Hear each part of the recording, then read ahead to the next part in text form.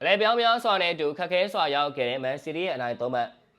စပါဆန်ရဲ့ပရိသတ်တွေစိတ်ဝင်စားဖို့ရှိသောပွဲစဉ်တွေကတော့ပြီးဆုံးသွားခဲ့ပါပြီ။လဘောင်းနိုင်မဲ့ထင်ခဲ့တဲ့အခြေအနေတွေကနေပြောင်းပြန်ဖြစ်သွားခဲ့ရပြီးမန်စီးတီးရဲ့နောက်ကျသွင်းကိုတွေနဲ့တကယ်ကိုဒရမာဆန်ဆန်ပွဲရလက်ထွက်ပေါ်လာခဲ့တာပါ။ပွဲရလက်ကတော့2ဂိုးတဂိုးဖြစ်ခဲ့ပြီးအနိုင်ရခဲ့တဲ့အသင်းကတော့မန်စီးတီးပါ။ဆိုဘိုစတိုင်းရဲ့လှပတဲ့အလွတ်တဲကန်ဘောကနေလဘောင်းတို့ဥဆောင်ကိုရခဲ့ပြီးဒီပွဲစဉ်ဟာဒီရလက်အတိုင်းသာပြီးဆုံးမယ်လို့ထင်ခဲ့ကြတာပါ။ဒါပေမဲ့လည်းဘောင်းဆိုဖြစ်သွားတဲ့ဘောလုံးပွဲစဉ်တွေအတိုင်းမန်စီးတီးအသင်းကဘာလို့ဆေးပါရဲ့ခြေပါကိုဟာလဲရဲ့ပလက်တီသွင်းကိုတွေအကြောင်း2ဂိုးတဂိုးနဲ့နိုင်သွားခဲ့တာပါ။ဝယ်ပြီးဆုံးကန်ဒီမှာရခဲ့တဲ့တောက်ကန်ဘောကနေလဘောင်းတို့သွင်းကိုတဂိုးထပ်မံခွင့်ပြုပေးခဲ့ရပြီးဒီသွင်းကိုကတော့ဆိုဘိုစတိုင်းရဲ့ဗီလန်အဖြစ်ခံဟာလန်ကိုဆွဲခဲ့တဲ့အနီးကပ်ဖြစ်တဲ့အကြောင်းသွင်းကိုတဂိုးကတော့ပယ်ပြတ်ပေးလိုက်ပါတယ်။ဒါကြောင့်ဒီပွဲစဉ်မှာလဘောင်းတို့တနာစရာအကောင်းဆုံးစားမကဆိုဘိုစတိုင်းဖြစ်ခဲ့ပြီးသွင်းကိုတဂိုးသွင်းယူပေးခဲ့တယ်လို့သွင်းကိုတဂိုးမှမပေးရအောင်အနီးကပ်ဖြစ်တဲ့နဲ့လဲသွားခဲ့တာပါ။ဖြစ်ပျက်တွေကတော့လက်တွေ့မဆန်လောက်အောင်မြန်ဆန်လွန်လာပြီးအချိန်ပို9မိနစ်ကလည်းအချိန်ပို14မိနစ်နီးပါးအထိရောက်သွားခဲ့ရပါတယ်။ဘာပဲဖြစ်ဖြစ်ပါမန်စီးတီးအသင်းကတော့အာဆင်နယ်နဲ့9မှတ်ကွာမဲ့အနေထားကို6မှတ်အကွာအထိလိုက်ကတ်နိုင်ခဲ့ပါတယ်။ဒီတိုင်းဆိုရင်တော့လာမယ့်ပွဲစဉ်တွေကပို့ပြီးတော့အကျိတ်နယ်ရှိလာတော့မှာဖြစ်ပြီး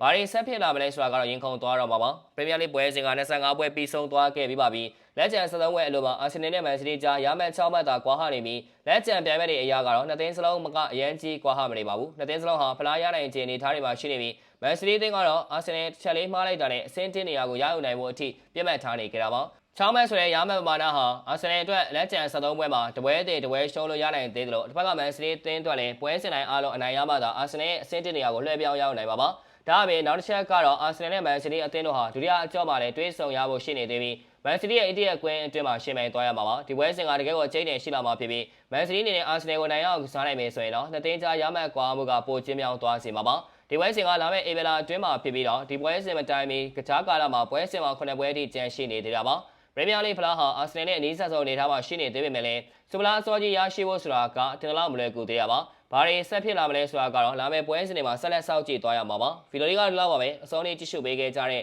ပရိသတ်ဒုတိယချင်းတိုင်းကိုကျေးဇူးထိုးပဲတင်ရှိပါရခင်ဗျာဘလုံးပွဲများစော်ကစားလိုပါက Viber Telegram 39